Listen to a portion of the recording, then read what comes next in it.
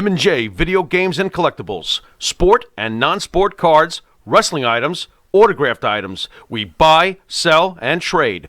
M&J Video Games and Collectibles, located at 1049 Queen Street, Southington, Connecticut. Call us at 1-860-479-9223 or 860-93-GAMES. M&J Video Games and Collectibles.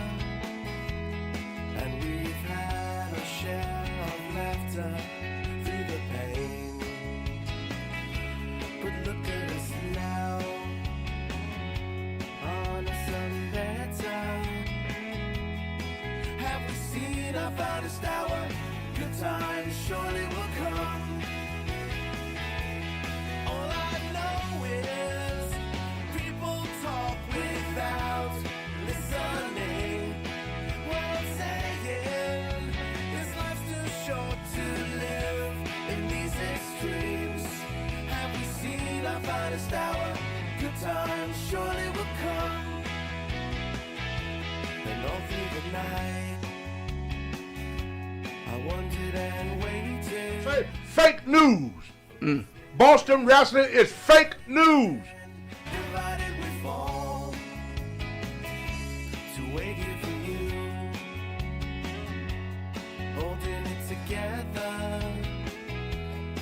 Just like a desert flower, waiting on the rain to come.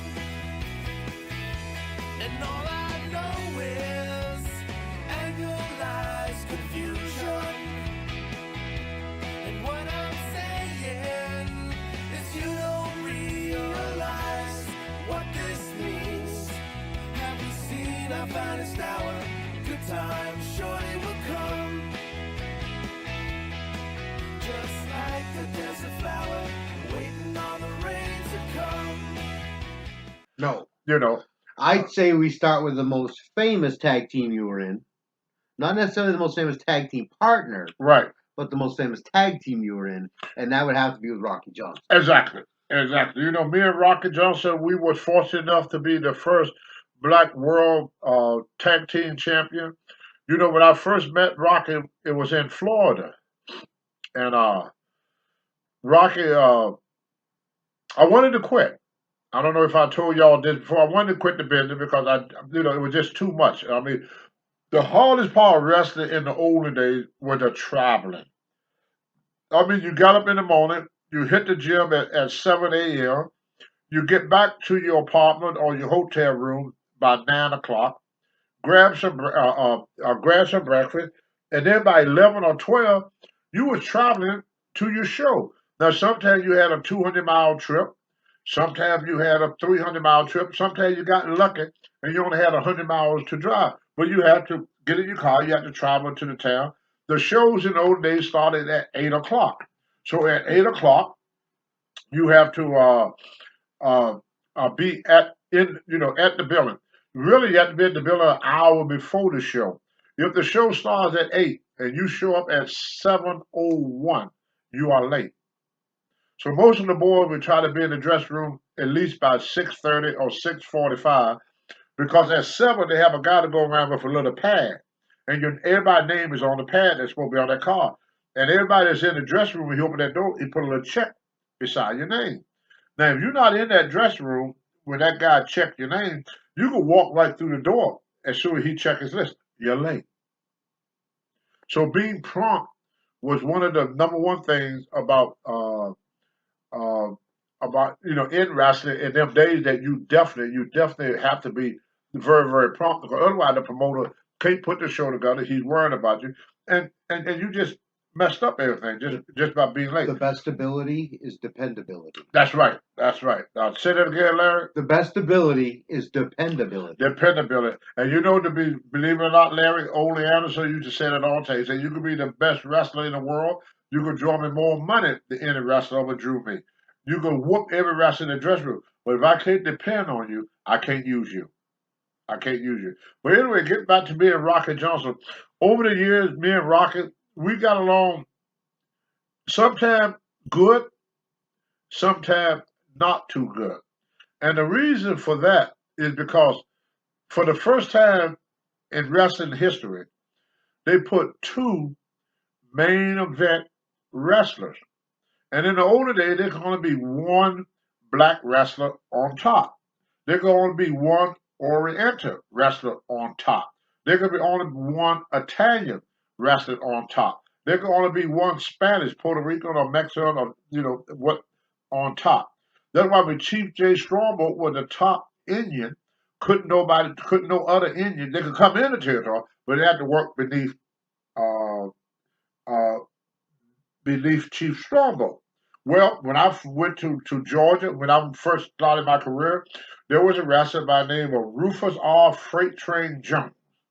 And he was the top wrestler when I first started, black wrestler in the territory. When I went to Georgia, the top black wrestler in the territory was Thunderbolt Patterson. When I went to Florida, the top black wrestler in the territory was Rocket Johnson. And that I was for many, many years. Then they decided to take two top wrestlers, two top guys, and put them together to make a tag team. Now, Rocky later told me that people hear a story about me and Rocky where Rocky used to leave me at the hotel. Well, he did.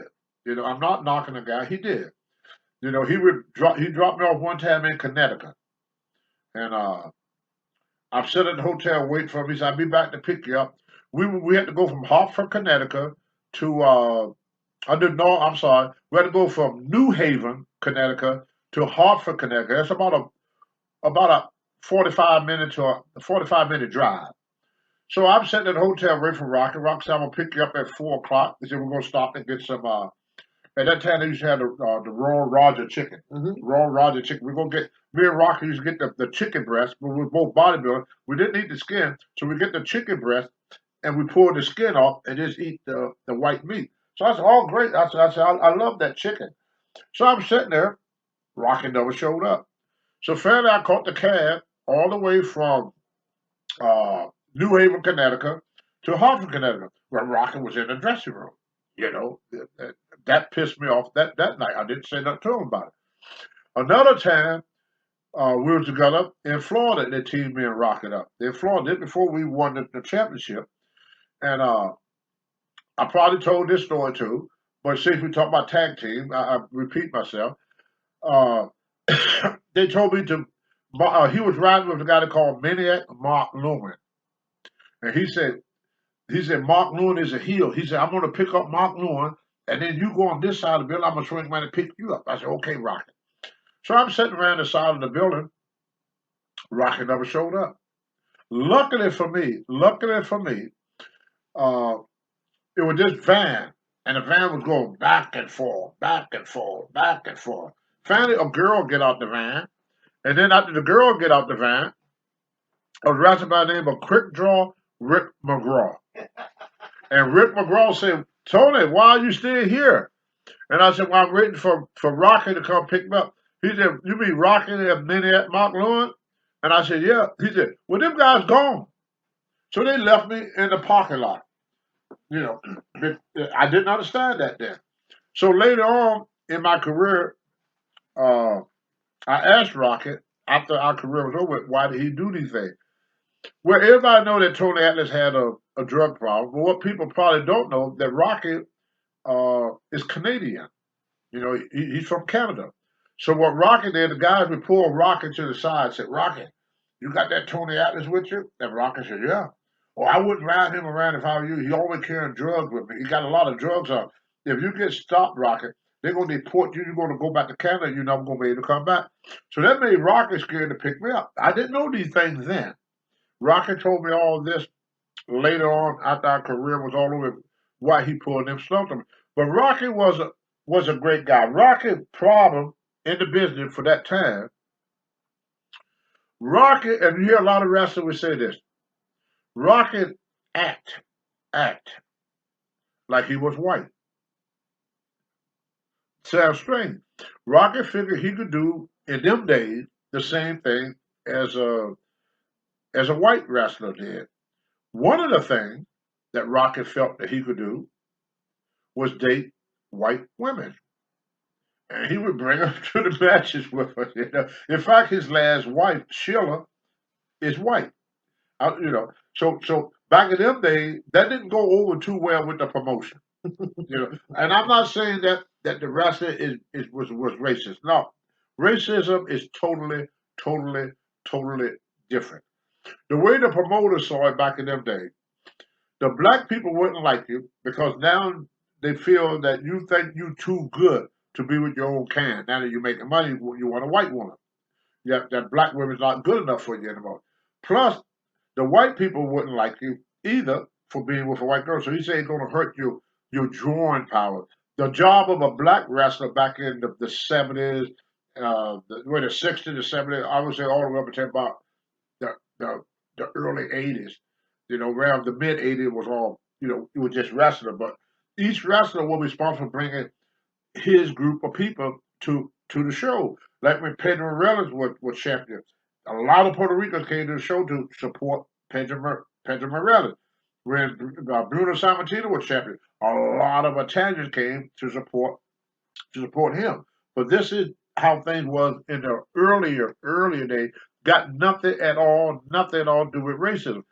So me and Rocky, we kind of lock head a little bit. In fact, it got so bad that one night, Arnold Skolin had to break me and Rocket up. We got into a fist fight back in the dressing room.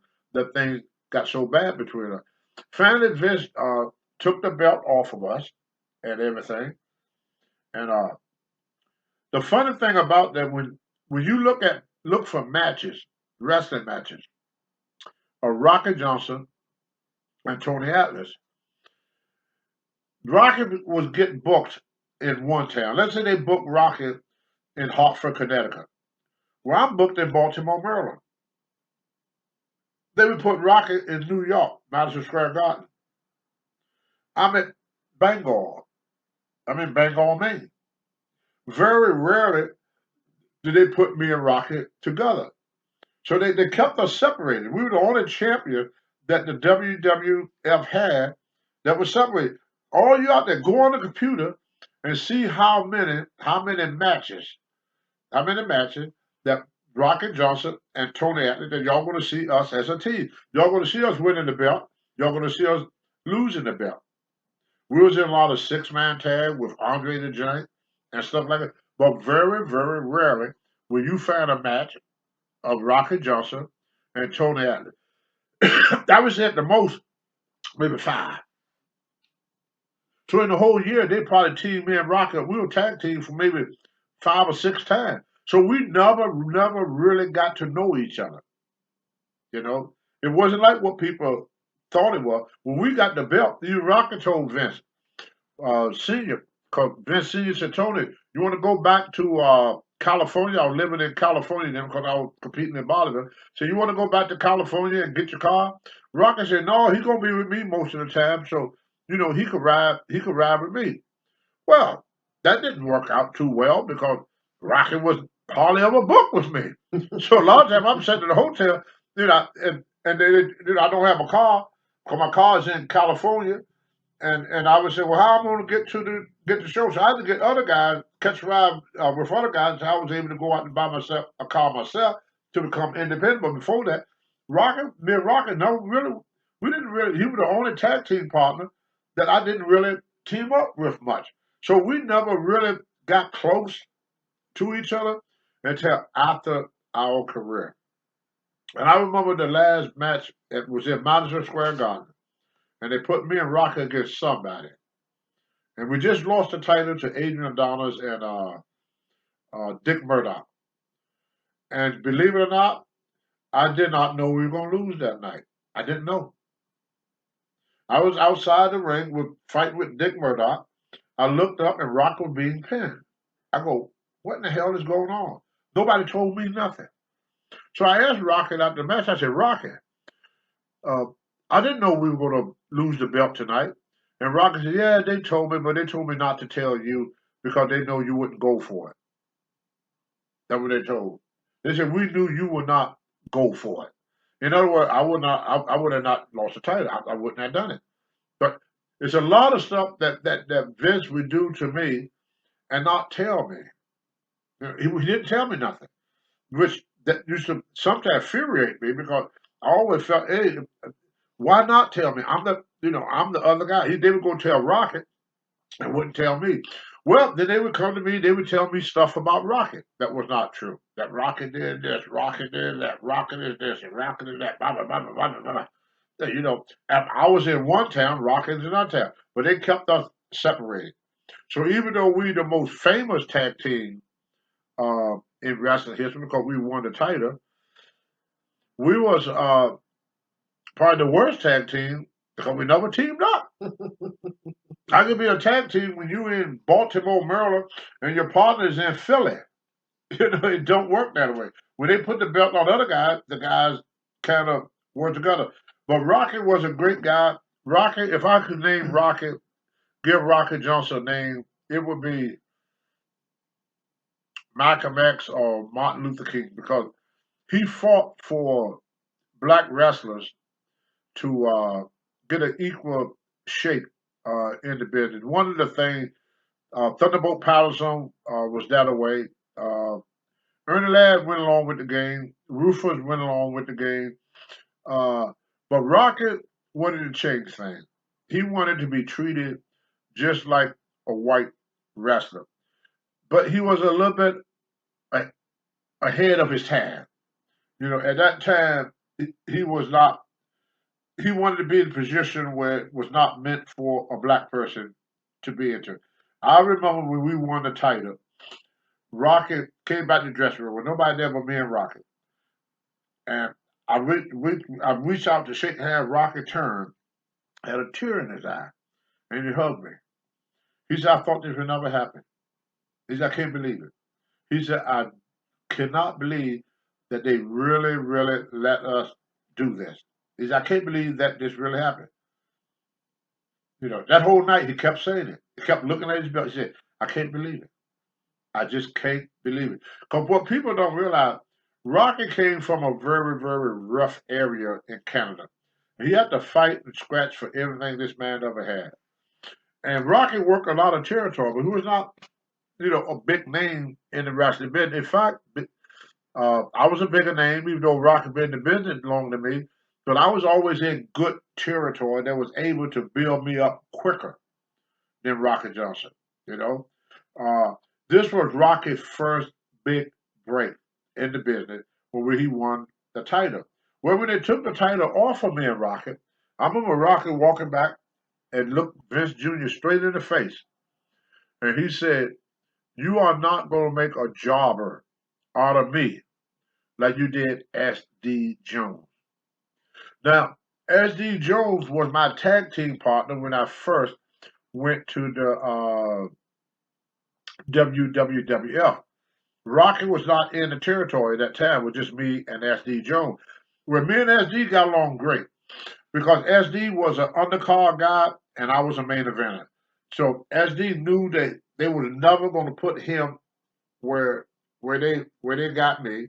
So it made things a lot easier for SD. It made things a lot easier on both of us. But with me and Rocket, we were both top stars, and we knew that eventually they're gonna get rid of one of us. So what two top stars, no matter if they're black, Italian, Puerto Rican, they're gonna try to get rid of the other one. So the business was fixed. So they put you against each other. You know, people ask me, say, Tony, you ever had any problem with anybody in the business? Everybody in the wrestling business that I had a problem with was black. Because the only person place that I could take is another black person place. The only person that could take my place was another black wrestler. When one black wrestler left, they replaced that black wrestler with another black wrestler. Same thing if you was Native American. Same thing if you was Oriental. When people up here in the Northeast stop and think about it, of all the great wrestlers that are Native American wrestlers that have wrestled, how in the world could Chief J Strongbow be on top for so long? You know, this guy was 90, that was 185 years of age, maybe 200. Freaking Chief was 200 years old, out there throwing people around. You had to give Chief, that karate chop. Chief would start his back chop. He'd do the little dance. Then he'd get tired, and he wouldn't lay down on the mat. He would just sit on the mat. At the restaurant, the guy would do everything, and Chief would just be sitting there like, and then all of a sudden, Chief would start shaking. Come up, do a little dance, give the guy a couple of chops, pin it 1, 2, 3, the match over. Chief, when he left, I love Chief. When he left, I think Chief was like me. He had about 3 or 4 moves left. And none of them. My grandmother's favorite was Chief J. Chief J. But nobody knew any other Native American. And Wahoo McDaniel, outside of Tatanka, I think he was one of the best wrestlers, not Native American wrestler, but one of the greatest wrestlers in the business. Outside of Tatanka, who came along later. But Tatanka only got his break because Chief wasn't in the ring no more. If Chief was still wrestling, when Tatanka came in, he would have never got that position. And it was the same thing with Puerto Rican wrestling. When Pedro Morales was the top Puerto Rican wrestler, Johnny Ross, who I always thought was the best Puerto Rican wrestler, him and Carlos Colon, that was excellent. But nowhere in the world were they going to allow them to override Pedro. Pedro was the top Puerto Rican wrestler. Bruno Sammartino was the best Italian wrestler. So Dominic DeNucci and then Mario Mancini and all the other Italians, they had to come in underneath Bruno. And that's just how the business was orchestrated back then. But Vince McMahon got the idea to put 2 top black wrestlers. It worked.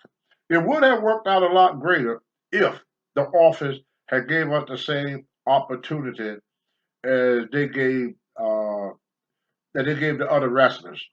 Now another guy, Skip Young, when I was in World Class Championship Wrestling down in Texas.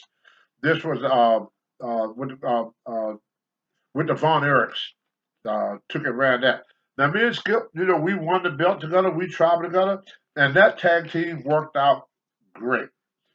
I would say my best tag team partner, my very, very best of all time. I talk to this guy at least twice a month. We're with Tommy Wildfire Rich. For 4 years, we dominated it. I mean, everywhere they put me and Tommy, we sold the billet out. Tommy Rich was like wildfire. I was wrestling at that time as Black Atlas. And the reason they put me on the map, because I started with Mid-Atlantic Championship Wrestling, when George Scott decided that he wanted to put me on the map to get experience. And then once I get experience, they're going to unmask me, and I'm going to come back as Tony Atlas. What happened was they brought in Tommy Wildfire Rich from Tennessee to be a jobber. Now, for those that don't know the wrestling term, a jobber means a loser, a guy that loses to other wrestlers, let other wrestlers beat him. He was going to be a jobber. Where Abdullah the Butcher had just got back from Japan, and they had to feed him. What I mean by feed him, give him win after win after win after win after win to build him up. They had to build Abdullah back up. Because Abdullah would wrestle 6 months in the States and 6 months in Japan. He didn't stay no place no longer than 6 months. I asked him one time, why did he do that? He said after 6 months, they start asking, once you get over, they start asking you to put other guys over. Once you get popular, they want you to lose to other guys to make them popular. Where Abdullah, give him the rub. Yeah, give him the rub. That's right. Where Abdullah didn't want to do that. Abdullah didn't want to put Abdullah over. So what Abdullah would do, just when they asked him to do that first job, he would leave. So, I would love to do it, but I got to go to Japan. I got to go to Japan. So he slip out. So then every time they bring him back, they have to build him up again. So anyway, they wanted Tommy Rich to go all around the loop with Abdullah the Butcher. Well, when Tommy came out, that it was at the Atlanta City Auditorium in Atlanta, Georgia. I think the building belonged to the college now. Jim Barnett had a chance to buy the building out here, but he refused. So I think the college bought it for their drama class or something like that. The Atlanta City Auditorium. But anyway, Tommy came out that door, and my goodness, every woman in the place just went ape. It was, oh my, Larry had no idea. I mean, they were screaming, Tommy, they just going All them crazy. Southern Belles. Yes, they was ringing their bell for Tommy. I'll tell you that. They was ringing more than bells for old Tommy. Boy, I'm telling you, that Tommy had every woman in the place just pulling their hair out by the root. They never, because most rascals were big, mean, ugly looking guys. That's a rascal right there. That's what's wrestling. We were not pretty boy. You got somebody that looked halfway decent. If you was a slightly better looking than Frankenstein, you was considered a pretty boy. Like we used to call Ric Flair a pretty boy. Remember? He was a pretty boy. 'Cause Flair was not ugly. Ricky Steamboat, pretty boy. Bret the Hitman Hart, pretty boy. We used to call him that on the interview. Jesse Van Tool, all the guys. Yeah, look at pretty boy. Little pretty boy. We used to call him, but because they were nice looking men. But anyway, when Tommy got that ring, Abdullah started beating him up. And Abdullah got juice on Tommy. Tommy had light blonde hair. So that blonde hair turned solid red. Red. It was red, red, red. All the blood filled his head up. The Abdullah was beating on him. So Ole Anderson, who was the booker at that time, part of the Minnesota Wrecking Crew, Ole and Gene Anderson, Ole came back to the dressing room. I just got through wrestling. I would take my boots off. I took my mask off. And Ole said, "Hey, kid, put your mask back on. Get on out there and run Abdullah out the ring." So I put my mask on and ran out. But the mask, people don't know, got a string in the back where you tie it. So I forgot to tie it. Can you imagine Tony Atlas not remembering something? So anyway, make a long story short, I ran down to the ring. I pushed the crowd away. Everybody, hey, here come Black Atlas. Here come Black Atlas. So they led the way. But the people was going to the ring to beat up Abdullah. So they wanted me to go there to stop the fans for jumping on Abdullah, because back in those days you get what called a riot, because people really believed what they were seeing was for real. And they were so much in love with Tommy, they wanted to kill this big old 450-pound guy from Sudan, wherever he'd say he was from, Sudan, Georgia, or Sudan, Alabama, or Sudan, Canada. Sudan, Canada, where he's from Canada. But anyway, they believe he was from Sudan. They believe he was really trying to kill Tommy Wildfire Rich. So I ran in the ring. Abdul was shaking like a leaf. "Oh, I'm glad you're here. Give me a slam." Now, Abdul never been slammed before in his life. So I picked up Abdul because it was so big. When I take him over to slam, my mask came out. Well, I had a big afro back then. So imagine you got the mask like this, and as soon as that mask came off, poof, hair just shot there. I remember looking at one lady in order with my hair. When that mask came out, their hair shot out. The hair went poof, and the lady go. She didn't know. She didn't know what the hell was on my head. This big old afro, hair. Yeah, big old little mushroom out there. So anyway, I slammed the mask came off. The next day, Ole said, "Well, you might as well leave the mask off." Me and Tom, we team up. We try to call ourselves T and T. T for Tony, T for Tommy. And that was the name of our team was TNT. And me and Tommy, we wrestled all around Georgia, Ohio, West Virginia. We even go up to Tennessee. We worked for Nick Gouldies one time. Nick Gouldies took out to the Waffle House, got us a steak. Back then, you get a steak and egg breakfast for $6 back in the day, in the 70s. and now I think it's about $15, $16. Not at maybe the with Waffle House. Waffle House. I doubt it. Not at the Waffle House. $2.50